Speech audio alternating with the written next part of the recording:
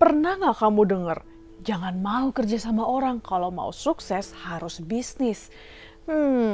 Siapa bilang? Yuk langsung kita bahas. Nah, enakan jadi entrepreneur atau jadi karyawan ya? Nah, sebenarnya masing-masing itu ada tantangannya sendiri. Tapi, kamu bisa pilih susah mana yang mau kamu perjuangkan. Nah, mungkin budaya sekarang itu banyak yang sering mendewakan bisnis gitu. Seolah-olah kalau kerja kantoran itu nggak sehebat atau nggak sesukses yang bisnis. Dan ini nih sering bikin orang mau mulai bisnis karena alasan yang salah. Contohnya, mau cepet kaya. Jadi sebelum kamu muncul ekspektasi-ekspektasi yang ngaco, jadi aku sebagai orang yang udah pernah coba dua-duanya, bisnis dan juga kerja kantoran, aku akan breakdown secara realistis ya, plus minusnya bisnis dan juga kerja kantoran. Oke, kita mulai dari bisnis dulu. I won't deny, bisnis itu banyak enaknya dan yang pertama adalah waktunya itu lebih fleksibel. Kalau bisnis, waktumu itu nggak terkunci pada jam kerja kantoran gitu. Dan kamu nggak harus kerja dari Senin sampai Jumat, jam 9 sampai jam 5. Kamu bebas menentukan jam kerja kamu sendiri. Kamu mau kerjanya itu pagi jam 5, silakan. Kamu nggak bisa bangun pagi dan mau kerjanya itu sore juga boleh. Kamu bener-bener bisa pilih, kamu tuh mau kerjanya enaknya kapan, jam berapa, di mana, kamu mau kerja di kafe, di kantor, di rumah, kamu bebas menentukan dan juga kamu bisa bebas untuk mengatur waktu kamu sendiri gitu. Jadi tergantung dari manajemen waktu kamu. Nah, cuman kadang ya bisa jadi bumerang kalau manajemen waktu kamu itu kurang bagus dan malahan waktu kamu jadi kacau balau semua. Nah, yang kedua, kamu bebas membuat keputusan kamu sendiri. Karena kamu sebagai ownernya, kamu bebas mengikuti keputusan yang kamu buat, ide atau strategi yang menurut kamu ini terbaik. Kamu nggak perlu meminta approval dari atasan atau dari bos kamu, because you're the boss gitu. Jadi ya kamu bisa mengikuti dan melakukan apa yang menurut kamu baik. Nah, paling kalau misalnya kamu ada business partner, ya paling kamu tinggal perlu diskusi aja dengan partner kamu. Kalau kamu bisnis, sebenarnya nggak ada yang bisa memaksa kamu untuk melakukan sesuatu hal yang kamu nggak mau lakukan. Nah, next. Ada kebanggaannya ya kalau kamu punya bisnis sendiri. Karena bisnis itu udah seperti membesarkan anak sendiri gitu. Meskipun ya mungkin bisnis kamu itu belum sebesar ekspektasi kamu atau belum berkembang secepat yang kamu harapkan gitu, kamu akan tetap merasa ada kebanggaan karena mau gimana pun ini adalah bisnis kamu, ini milik kamu yang kamu bangun. Apalagi nih, kalau bisnis kamu itu lagi jualannya rame atau lagi banjir orderan, wah itu tuh bener-bener rasa bahagianya dan rasa bangganya itu beda banget dengan kerja kantoran gitu. Dan bahkan kalau misalnya bisnis kamu itu sukses atau bener-bener berhasil gitu, kamu juga bisa punya suatu legacy yang bisa kamu turunkan ke anak kamu. Nah, next, kalau bisnis kamu itu berkembang, harus diakui memang potensi income-nya itu besar. Dan memang kita harus akui gitu, kalau misalnya soal potensi mendapatkan income yang besar banget gitu ya, nah itu memang lebih memungkinkan di bisnis daripada di kerja kantoran gitu. Nah, tapi ini bukan berarti orang yang kerja kantoran pasti income-nya lebih rendah dari bisnis ya, enggak. Dan enggak jarang juga kayak orang yang kerja kantoran gitu, seperti kayak manajer-manajer gitu, yang sebenarnya gaji mereka itu lebih besar daripada income-nya bisnis UMKM. Cuman kalau kamu itu punya bisnis, kamu punya potensi untuk menghasilkan income yang besar banget. Nah, itu tergantung dari gimana caranya kamu grow dan mengelola bisnis kamu. Nah, next, bisnis itu juga lebih mementingkan dan melihat pola pikir dan juga praktek daripada teori-teori atau gelar-gelar. Jujur ya, aku perhatikan nih sifat-sifat business owner itu rata-rata mereka gak gitu memerhatikan kayak gelar atau riwayat pendidikan gitu. Kayak misalnya, oh lu lulusan kampus apa, lu S berapa, kayak gitu-gitu. Tapi business owner itu mereka lebih melihat mindset, cara pikir, cara kamu kelola bisnis gitu daripada teori-teori. Makanya business owner itu suka ketemuan dan langsung ngobrol face to face begini biar kelihatan mana sih yang sebenarnya pikirannya itu beneran berbobot atau dia cuma jago ngafal buat lulus ujian aja. Nah, tapi ya bisnis itu nggak cuma enak-enaknya doang, oke guys? Banyak susahnya dan banyak pahitnya. Dan yang pertama adalah memang bisnis itu resikonya lebih besar. Kalau kamu itu bisnis, berarti kamu udah siap menanggung resiko kalau bisnis kamu itu rugi atau bisnis kamu bangkrut. Dan amit-amit nih, kalau ada masalah yang terjadi sama bisnis kamu gitu, kamu harus siap untuk tanggung jawab dan selesaikan masalah itu. Dan itu tuh bisa benar-benar jadi beban pikiran berhari-hari, berminggu-minggu, dan kadang bisa berbulan-bulan. Kalau itu kerja kantoran, kamu tinggal ya nggak usah sepeduli itu karena kamu masih bisa oper ke, oh ini tanggung jawabnya atasan gitu. Nah, next, income-nya itu nggak stabil. Kadang jualan kamu bisa rame, kadang jualan kamu bisa rada sepi. Jadi income-nya itu nggak sama setiap bulan gitu. Bahkan kadang nih, income kamu itu belum terjamin. Nah, kenapa? Kalau misalnya amit-amit bisnis kamu itu rugi atau cash flow-nya itu minus, kamu bisa nggak dapet income gitu. Bahkan kadang amit-amit bisa nombok gitu. Kenapa? Karena saat kekurangan uang dalam perusahaan gitu, kamu harus mengutamakan biaya operasional, gaji karyawan, dan lain-lain sebelum menggaji dirimu sendiri. Jadi ya cukup challenging juga ya sebagai business owner gitu, terutama gimana caranya untuk kamu pinter-pinter manage keuangan yang nggak stabil gitu, biar biaya operasional, biaya gaji, dan juga biar income kamu itu aman sepanjang tahun. Nah, next, jadi business owner itu tanggung jawab kamu besar loh. Karena kamu nggak hanya tanggung jawab atas dirimu sendiri. Kamu tanggung jawab atas tim kamu. Karena mereka akan melihat ke kamu sebagai pemimpin gitu. Untuk menjaga kesejahteraan mereka, untuk membayar gaji mereka. Kamu juga tanggung jawab atas customer gitu. Berarti kamu harus bisa menerima feedback dari mereka. Dan kadang-kadang pun kritik-kritik yang agak pedes gitu. Dan kamu harus menerima dan kamu harus menjaga kepuasan customer. Dan kalau misalnya nih kamu punya partner atau investor, kamu juga tanggung jawab kepada mereka. Dan kadang bebannya tanggung jawab itu bisa merasa berat gitu. Karena gak gampang loh guys untuk memimpin dan juga bertanggung jawab atas orang lain. Nah, next ya, bisnis itu pasti butuh modal investasi awal gitu. Nah, ini tuh gak harus sampai miliar-miliaran gitu modalnya, tapi memang butuh modal.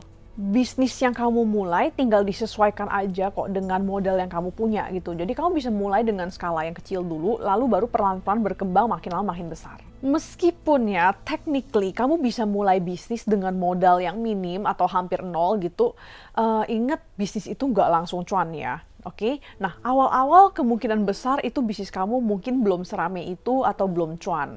Nah itulah alasannya kenapa aku kurang saranin kalau misalnya kamu mulai bisnis saat tabungan kamu itu bener-bener nol. Karena kan kalau bisnis kamu ini belum cuan gitu, biaya hidup kamu kan tetap jalan kan. Nah makanya itu terlalu risky. Nah, next, kalau yang namanya bisnis, kamu pasti sering kerja di luar jam kerja. Dan kalau misalnya manajemen waktu kamu itu kacau balau, waduh, waktu kamu mah udah bisa-bisa bener-bener out of balance gitu.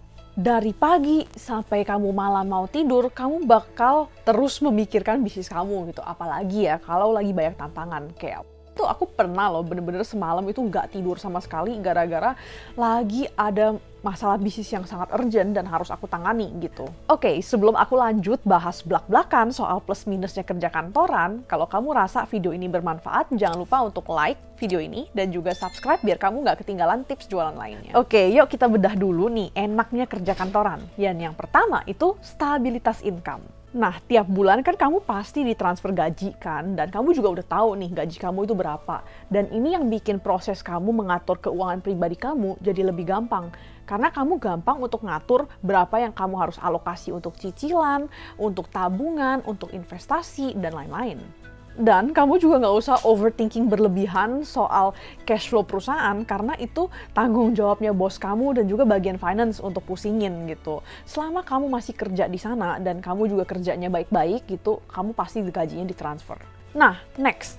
Kalau kamu kerja kantoran, itu biasanya ada bonus-bonus seperti lembur, THR, dan lain-lain. Nah, tentu ini tergantung kebijakan masing-masing perusahaan ya. Tapi setahu aku, kalau misalnya THR, itu semua perusahaan itu wajib memberikan kepada karyawannya. Nah, kalau business owner ya nggak dapet THR gitu. Yang ada malahan mikirin THR orang gitu. Dan juga kalau business owner nggak ada uang lembur juga, karena memang udah expected untuk memberikan effort dan waktu lebih untuk tanggung jawab atas bisnisnya. Nah, kalau kamu kerja kantoran juga kamu nggak wajib untuk kerja di luar jam kantor gitu. Jadi bener-bener kamu capeknya itu ya cuma di jam kerja aja gitu. Kalau di luar jam kerja, kamu bebas melakukan apapun yang kamu mau gitu. Ya, kecuali kamu lembur ya, tapi biasanya lembur kan dibayar. Nah, tapi zaman sekarang ya, setahu aku udah banyak kok perusahaan-perusahaan di luar sana yang memberikan jam kerja fleksibel. Jadi karyawannya itu bisa menentukan dan mengatur waktunya sendiri, yang penting kerjaannya kelar. Nah, tapi memang biasanya ini tuh UMKM ya. Kalau misalnya big corporate atau yang kerja di gedung kayak gitu, di SCBD gitu, biasanya masih terikat oleh jam kerja. Nah, kalau kamu itu kerja kantoran, resiko dan juga tanggung jawab kamu itu jauh lebih kecil. Karena biasanya tanggung jawabnya itu ada di ownernya, atau paling enggak atasan kamu lah gitu.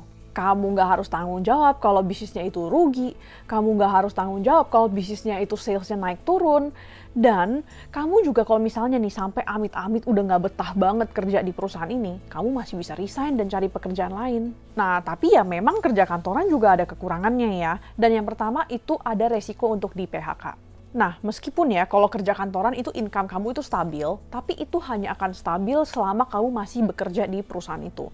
Kalau misalnya kamu itu amit-amit kena PHK gitu ya, berarti income kamu stop kan.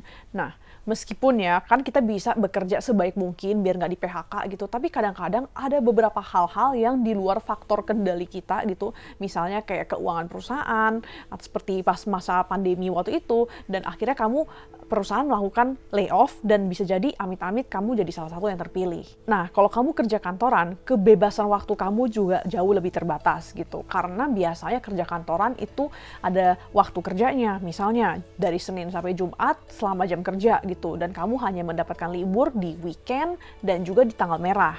Nah, di luar itu kamu nggak bisa seenaknya untuk cabut aja gitu.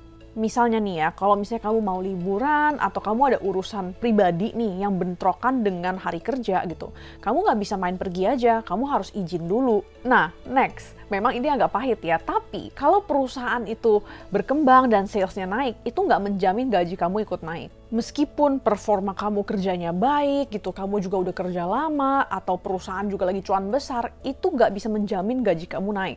Nah, dan juga nih, kebijakan kenaikan gaji itu banyak hal yang ada di luar kendali kamu gitu. Karena kebanyakan itu ada di kebijakannya HR gitu. Dan kadang nih, beberapa perusahaan mereka lebih prefer untuk terus merekrut karyawan baru yang mungkin fresh graduate dan gajinya itu jauh lebih affordable daripada mempertahankan karyawan lama yang gajinya udah ketinggian.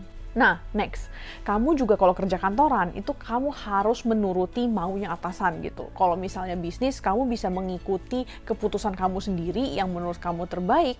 Kalau kerja kantoran nggak bisa seenaknya, teman-teman. Kamu harus apa-apa tuh harus approve atasan dulu. Kadang nih, kamu udah kerja yang bagus dan menurut kamu ini udah the best deh. Tapi di mata atasan itu masih kurang oke. Dan kamu disuruh revisi atau disuruh kerja ulang. Bisa aja gitu. And you cannot say no gitu.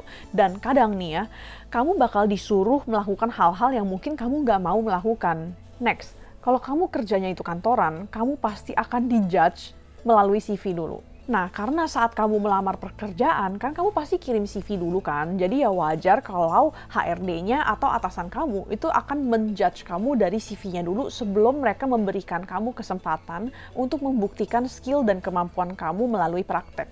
That means kalau misalnya hal-hal seperti IPK, kamu lulusannya kampus mana, hal-hal seperti itulah ya, itu akan ada pengaruh yang cukup besar ke kemungkinan kamu dipanggil interview oleh HR. Jadi kalau misalnya kamu itu orangnya memiliki skill atau kemampuan yang nggak langsung kelihatan di CV nih, misalnya skill komunikasi atau skill negosiasi, yang contoh-contohnya seperti itu, yang nggak langsung kelihatan di CV kamu gitu, akan agak susah untuk kamu membuktikan kepada HRD kalau kamu itu qualified for the job sebagai first impression gitu. Nah, ada lagi nih, kesempatan kamu untuk naik jabatan dan juga kemajuan karir itu sering gak adil. Sering terjadi kan kayak gini, aku kan udah kerja lama, kok ini si anak baru masuk tapi gajinya lebih gede sih dari aku.